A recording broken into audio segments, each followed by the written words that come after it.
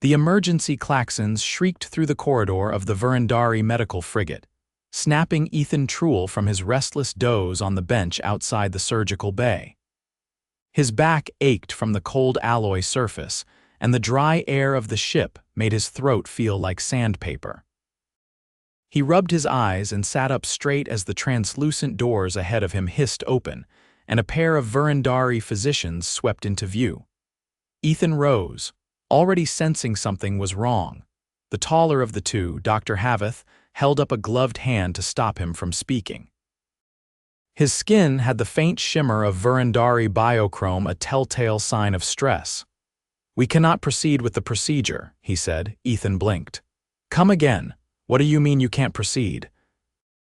"Didn't you say the patient had less than an hour?" Haveth's neckplates dilated, a gesture Ethan had learned meant agitation. "Yes, but the internal structure of this organism, he paused, searching for the right word, creature, is unlike anything we have studied. The tissues react unpredictably to our instruments. The circulatory system is unstable. We risk total collapse with the primary incision." Ethan glanced through the transparent glass at the surgical table. The patient, a young human woman named Meryl Monroe, lay unconscious beneath a loose thermal sheet. Her oxygen mask fogged slightly with each breath. Her injuries were critical. Ethan had seen the scans himself. A collapsed lung, shattered ribs, internal bleeding. She'd been caught in a hull breach during the meteor impact on the mining outpost. "You said you were trained for xenobiological trauma," Ethan said, trying to keep his voice steady. "We are," said a second Virandari, Dr. Selleck, stepping forward. He was shorter, his bioluminescent eyes flickering. "But this is not xenobiology. This is primitive, dense, reactive biology. Your kind's anatomy is an unstable chemical furnace. Her blood coagulates and clots randomly. Her pain receptors are hyperactive. Even sedated, her body rejects our stabilizers." Ethan looked between them, disbelief knotting in his chest. "So that's it. You're just going to let her die?" "No," said Haveth slowly. "We will preserve her vitals and await a human surgical team. We have issued a distress beacon." "She won't survive the wait, you both said so," Ethan snapped. Selleck looked away, Haveth's jaw flexed. "Then she will expire. We cannot risk destabilizing another of your kind." "The last one, I know about the last one," Ethan interrupted. "That was different. You used a plasma scalpel on a heart valve." "We followed human schematics," Selleck defended. "She was 93 years old and on blood thinners." Ethan shouted, Haveth's gaze sharpened. "Then you understand the risk." Ethan exhaled and rubbed his temples. The humming of the surgical equipment inside the room was the only sound for a long moment. Then, quietly, he said, "What if I guide your hands?" Haveth tilted his head. "What do you mean? You do the cutting, the stitching, the stabilizing. I stand beside you." "I tell you what to do," Selleck recoiled. "You are not a surgeon, you are a field mechanic." "I was a combat medic in the Atlantic Coalition for 7 years," Ethan said. "I've done 73 triage surgeries in the field. I've had to clamp arteries with a wrench and use a belt as a tourniquet. I know my anatomy, and I know Meryl. I know what she can survive." Haveth regarded him in silence. "I'm not asking you to break protocol," Ethan continued. "I'm asking you to let me help you through this. You said her organs are fragile, right? Then let someone who knows how fragile guide you." Selleck crossed his arms. "You are emotionally compromised." Ethan stepped forward. "She's my friend. That's exactly why I won't let her die." Haveth's gaze dropped to the floor. For a long second, no one moved, then he turned to Selleck. "Prep the room, I'll assist. You monitor vitals." "This is absurd," Selleck hissed. "Absurd or not," Haveth said, "it's the only option we have." The prep was fast. Ethan scrubbed in, hands trembling, heart hammering in his chest. The surgical suite was already active, tools levitating on magnetic fields, sterilized and humming softly. Meryl's vitals were dipping fast. Her oxygen saturation was below 90, her heart rate erratic. "I need a full thoracic scan," Ethan said. "Show me the bleed source." A 3D projection of Meryl's chest rotated above the table, highlighting a punctured lung and an arterial tear along the lower left rib. Ethan pointed. "That's your entry point. Go in 2 inches below the third rib. Angle 10 degrees medially." Haveth maneuvered a micro scalpel into position. His hands were steady but his breathing shallow. "I do not feel this is appropriate." "You're going to do fine," Ethan said. "Just follow my lead." The first incision was clean. Blood welled up immediately and Ethan leaned in. "Clamp that vessel now. The main branch is just below. Don't touch it or she'll arrest," Selleck called out, pulse dropping. Ethan barked, "Pressure on the clamp, now." "Haveth, retract the muscle sheath to the side, don't tear it." The alien's hands moved with careful precision, but Ethan could see the hesitation in every motion. "Good," Ethan said.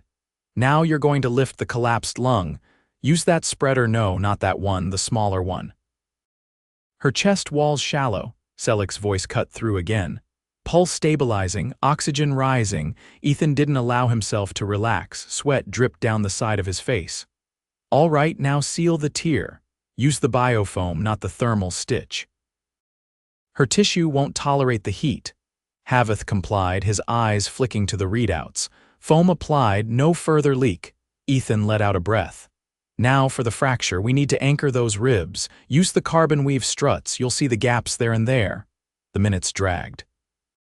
Ethan's legs ached from standing. His arms trembled from holding tools in place. Meryl's vitals bobbed and dipped, but never crashed.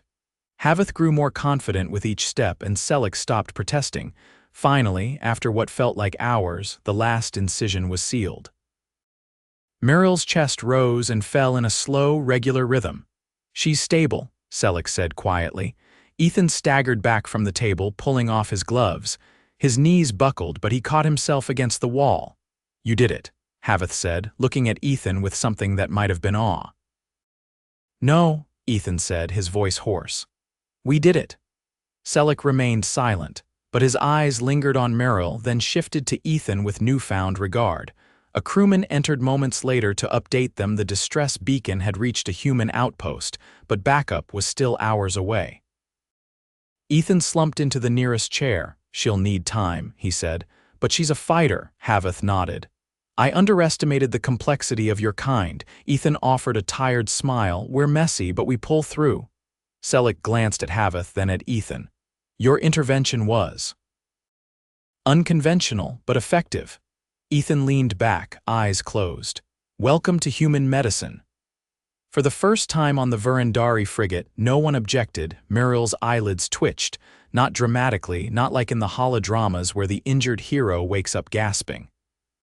Just a subtle flicker, the kind that barely registers unless you're watching for it. Ethan had been watching for hours. He sat cross-legged on the floor outside the recovery chamber, arms folded atop his knees, chin buried in the crook of his elbow. The Virandari didn't offer chairs in the medical sector. Standing was considered a form of engaged waiting in their culture. Ethan had given up after 2 hours. His spine wasn't evolved for etiquette.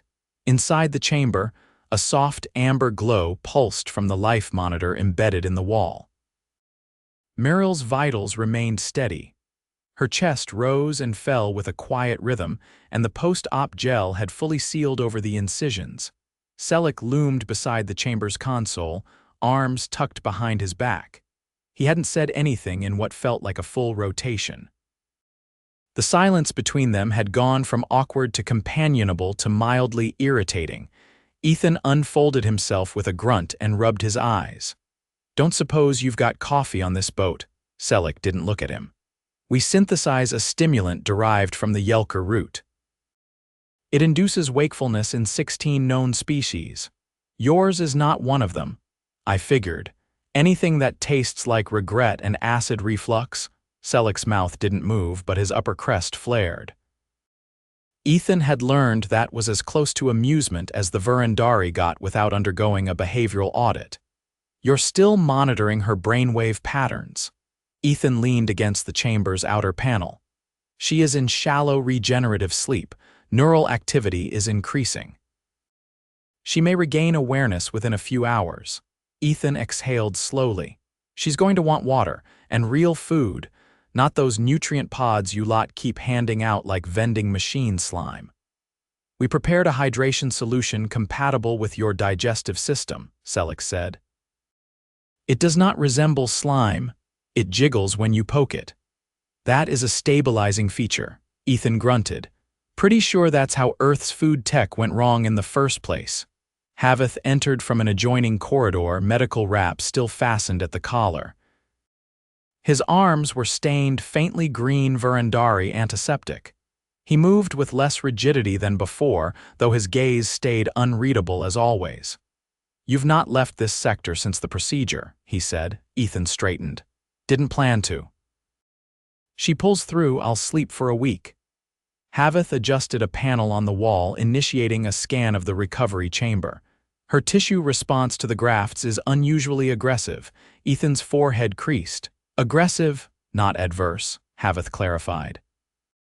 Her cells are integrating the synthetic matrix at a rate 6 times faster than our projections. It is biologically reckless. She's a rock climber.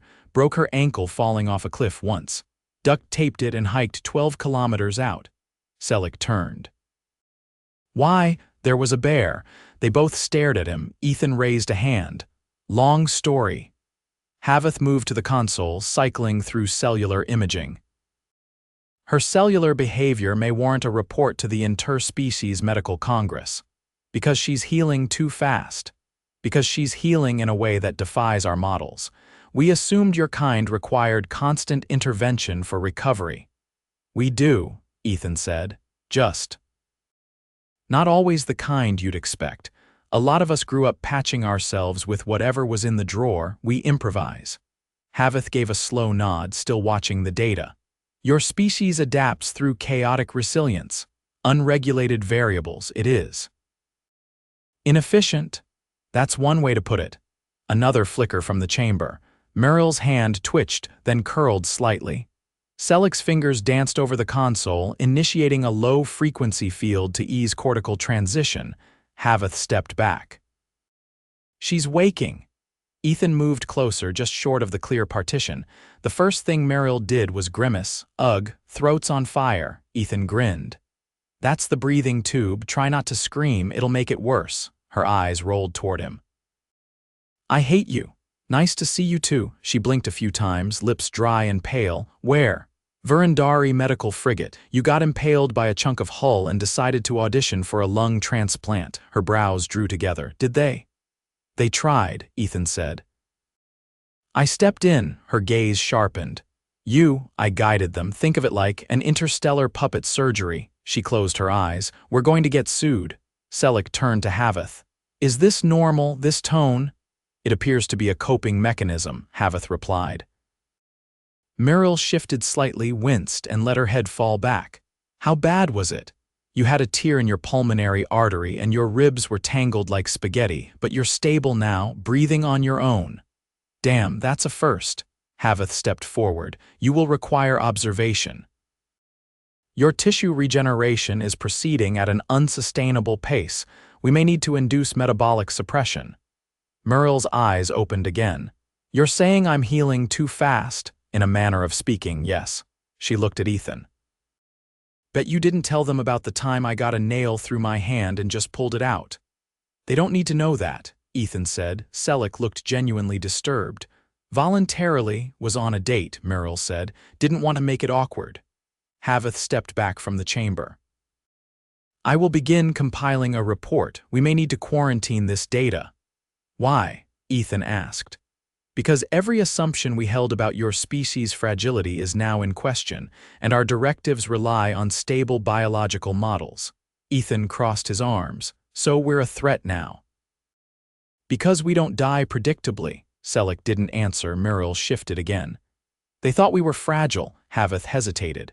Based on observed mortality under hostile conditions, limited regenerative capacity and lack of systemic redundancy, yes. Meryl gave a dry laugh. We're not fragile. We're just stubborn. Ethan looked at her. You're not cleared to argue yet. I'm not arguing, I'm educating. Haveth turned away, muttering something in Virandari. Selleck followed, pausing at the chamber door. Your kind may be more hazardous to our understanding than we expected. Welcome to the club, Ethan said. The chamber sealed again with a soft hiss. Meryl's breathing evened out. Ethan remained by the panel watching the slow pulse of the monitors. Still hurts, she murmured. Yeah, Ethan said. It will, worth it, he thought for a moment. I'd say so. She closed her eyes again. Next time you get impaled, no promises. Outside, Haveth and Selleck walked in silence down the corridor. Finally, Selleck spoke. I reviewed the footage. His instructions were accurate. Instinctual, Haveth said, not procedural. They succeeded. Haveth paused, then nodded. Perhaps we need a new classification. For what? Haveth glanced back toward the recovery chamber. For the impossible. 4 days after the surgery, Meryl was sitting upright in the recovery pod, arms crossed and expression sour, while Haveth ran a neuro-resonance scanner over her temple. The device emitted a soft chime every few seconds, each one making her flinch just enough to be noticeable. I'm fine, she said, watching him through narrowed eyes. Pretty sure I could climb a ladder at this point. That is not a metric for discharge readiness, Haveth replied, adjusting the scanner's angle. Your sensory cortex is still registering phantom strain responses. There's residual inflammation in the left occipital cluster. Great, my brain's puffy, let me out. Ethan leaned against the far wall, arms folded over his chest, watching the whole thing unfold like it was a rerun. He's not going to let you go until you stop reading the diagnostic equipment like it's a Sudoku puzzle. I was bored, Meryl muttered, and it's not my fault the interface is in Virandari glyphs. I thought I was turning the lights down. You did, Ethan said. And also rerouted the air filtration to recycle through the sleep chamber. Selleck, monitoring from a nearby station, didn't look up. She condensed a week's worth of particulate matter into a single sleep cycle. That is not boredom, that is sabotage. Meryl gave Ethan a sideways glance. You snitched.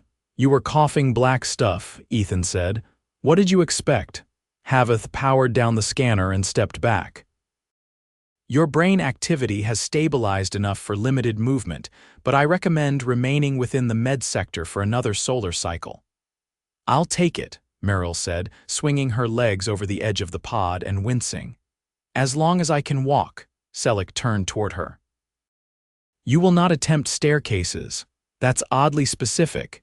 You attempted one last night. I was sleepwalking. In a zero-gravity corridor, still counts. Haveth handed her a thermal wrap lined with compression fibers. Your thoracic wall has not fully restructured. Wear this continuously. Meryl pulled it on over her tank top, muttering something about Virandari fashion. The fabric shifted to conform to her shape, emitting a soft vibration that made her shoulders twitch. Ethan stepped forward as she tested her balance. You sure you're not pushing it? I'm not fragile, she said, just slightly held together by alien glue. You're not wrong, Haveth said, reviewing the holographic chart. We used a hybrid sealant derived from your own platelet proteins. Your body adapted it faster than our projections, but the integration is still incomplete, Meryl rubbed her side. Feels like someone stapled a tent to my ribs. That is not an inaccurate analogy, Selleck said. She froze. Wait, did you actually staple me? No, Haveth said. But the structural filament was installed using a percussive anchor. Meryl swung her gaze to Ethan.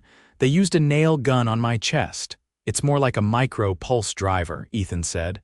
But yes, that's about right. She stared at the wall for a moment. I'm putting that on a t-shirt. Selleck's crest dimmed. Your species uses humor to process trauma. It is unsettling. We also use sarcasm, denial, and baked goods, Ethan said. You'll get used to it. Later that cycle, Haveth invited Ethan to the auxiliary med lab. The space was smaller, more focused. No recovery chambers, just diagnostics arrays and a single console displaying cross-species anatomical overlays. Ethan stood beside the table as Haveth projected a rotating model of a human thorax. I've reviewed the surgical logs, Haveth said without preamble. Your guidance during the procedure was Unconventional but efficient. However, your terminology bypassed protocol entirely. Ethan nodded. I didn't have time to memorize your textbook. You referred to a pulmonary fissure as the angry noodle and instructed me to scoop the squishy bit like pudding. It worked, didn't it? Haveth paused. Yes. And I believe the instinct behind those terms demonstrates a pattern we do not yet understand. Your anatomical understanding is not codified, it's experiential. You mean it's messy. I mean it's resilient. You operate on familiarity and adaptation, not rigid schema. That may explain why your species survives injuries that would be fatal to others. Ethan leaned on the table. You thinking of writing it up? We already have. The council requested a full report.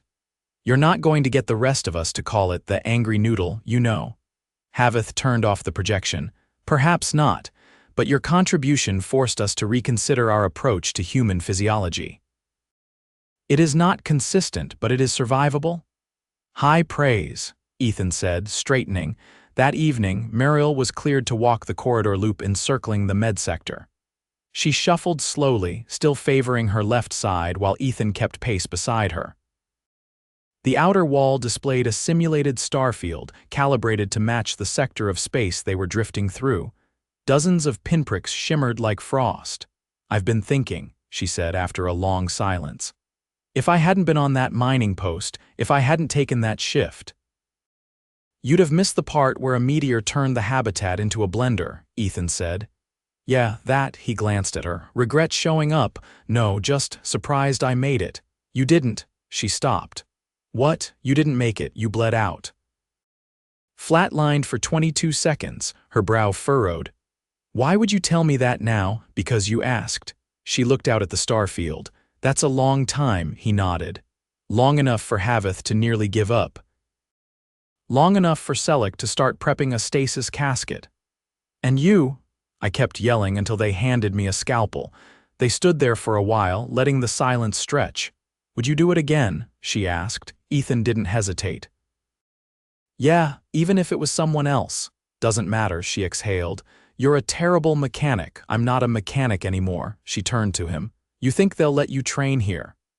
I don't want to train here, I want to teach, she raised an eyebrow. Teach what? Improvisation. Instinct, field medicine. How to read a body when the manual doesn't match. You think they'd listen? They just stapled your chest back together with a nail gun and called it science. I think they're open to suggestions. The next morning, Meryl was released from formal observation. Her rib cage still ached when she inhaled too fast, but she could walk unassisted and had stopped trying to bypass doors with diagnostic tools. Haveth presented Ethan with a compact data capsule. Inside was a certification temporary, but official granting him provisional authority to consult on human medical cases aboard Virandari vessels. This doesn't mean you're licensed, I figured. But it does mean we recognize your methods have merit, Selleck added, under careful supervision. Meryl leaned against the wall. So you're what now? An honorary alien doctor? Ethan pocketed the capsule. Something like that. You going to brag about it? Only every day, she grinned. Good, you earned it. Haveth gestured toward the corridor. Your transport departs in 1 hour. We've arranged passage to the central station. There you will be fully debriefed. Meryl glanced at Ethan. You coming? He nodded. Yeah, but I'm staying on a bit longer after. They want me to help rewrite their trauma guidelines, using pudding metaphors, if that's what it takes. As they walked toward the dock, the med sector behind them dimmed to standby mode. The starfield on the outer wall continued to shift, silent and endless. Selleck watched them go. They are unpredictable, he said quietly. Haveth folded his hands behind his back. Yes, and they are exactly what we needed.